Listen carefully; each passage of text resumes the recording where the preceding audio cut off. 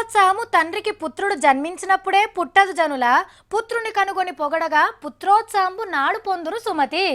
నేనేమన్నా చదివింది మీకు అర్థమైందా? ఏం లేదులా, కొడుకు పుట్టంగానే నాయనకు సంతోషం కలగది. ఆ కొడుకు మంచి పన్మంతుడై నలుగురితోని షబ్బాస్ అనిపించుకున్నప్పుడే నాయనకు సంతోషం కలుగుతుందని ఈ పద్యం అర్థం. మన చంద్రాల సార్కి ఇప్పుడు కలుగుతుండొచ్చునేమో పుత్రోత్సాహం. ఇప్పటిదాకా లోకేష్ అన్న పార్టీలో ఒక లీడర్ మాత్రమే.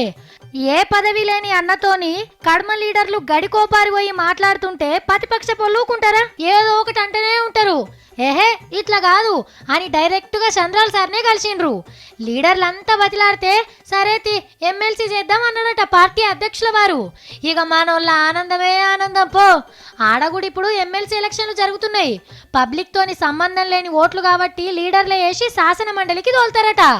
చంద్రాల సార్ కొడుకు ఉత్త ఎమ్మెల్సీ కొలువేనా అని అనుకోకుర్రి. మొదలు కార్యకర్త, అటెంక పార్టీ ప్రధాన కార్యదర్శి, రేపు ఎమ్మెల్సీ, ఎల్లుండి మంత్రి.